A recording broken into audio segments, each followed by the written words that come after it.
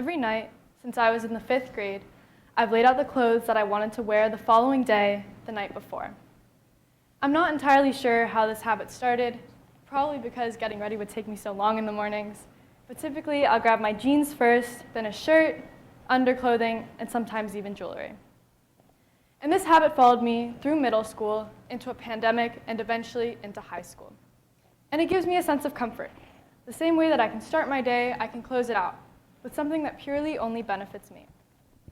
As we pass through our daily lives, don't we all have familiar practices and routines that we can rely on? And these routines have mental benefits. They help to create predictable scenarios that alleviate our anxieties over the unknown. But when I learned this, I wondered, what happens when we embrace the unknown? When I break this routine, although it's rare, it's never critical.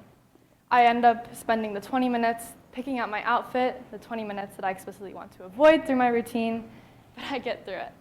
Even though it throws off the timing of my morning, we learn to live with these disruptions. But these practices are what create our routines. But other societal practices and traditions seem to defy our routines. We celebrate birthdays. We wear green on St. Patrick's Day. We spend more than we'd like to admit during the winter holiday season. I mean, even the weekends throw off our day-to-day and make it harder to return to the work week or the school week. But then, why do we do these things? Why do we have these things if they're disruptive to our routines? By formalizing our disruptions, we create moments that bring people together. All of these things bring people together. And when people come together, we can create change.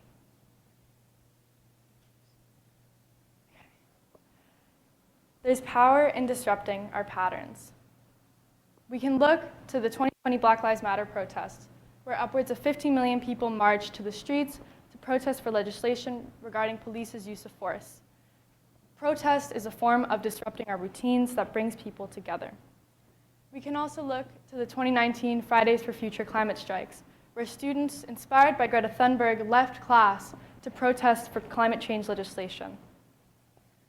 Students will march for their lives for change regarding gun control. And these are all successful protests that had fruitful results because they disrupted societal routines. Under the rule of the national reorganization process in Argentina from 1976 to 1983, there was a group of women who would meet every Thursday at 3:30 p.m. in the town square in front of the presidential palace. The Mothers of the Plaza del Mayo was a group formed by working-class women in the fight to find their children who had disappeared under the NRP's rule. The women would simply sit in the town square with white baby bonnets over their heads, and they would not leave until forcefully removed by police.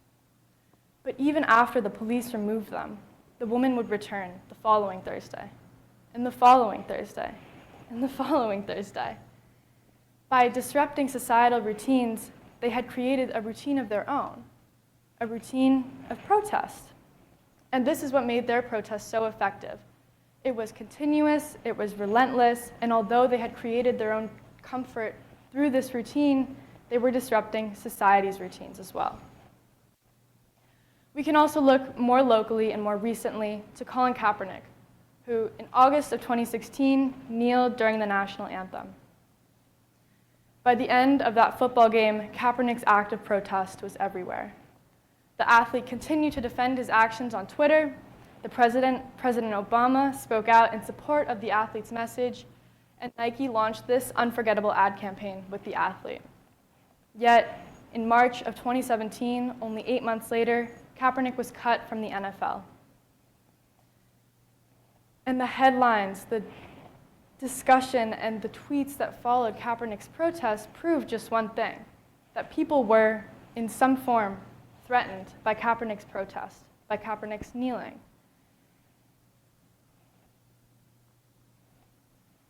Even in the midst of these headlines, Kaepernick continued to defend his actions.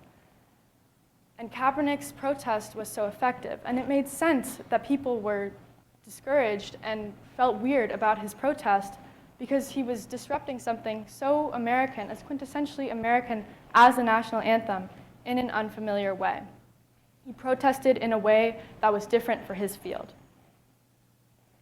Today, it's nearly become muscle memory for me to walk out of my room, grab a stack of clothes from the top of my dresser, and change.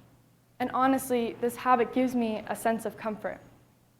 But this comfort that I feel from my routine also gives me the opportunity and prepares me for discomfort that I have not created. And this is what is so important about our routines and our habits, because through this habit, I gain comfort, but it also, you start to wonder that the mothers of the Plaza del Mayo, they found comfort in their routine of protest. And through their continued act of protest, they were able to see results.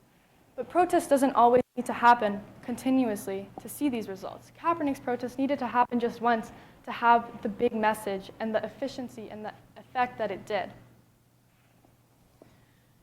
The moments in which we diverge from our routines are just as important as the moments in which we stick to them. And the ways in which that we reach our goals can sometimes be the most important parts of our advocacy.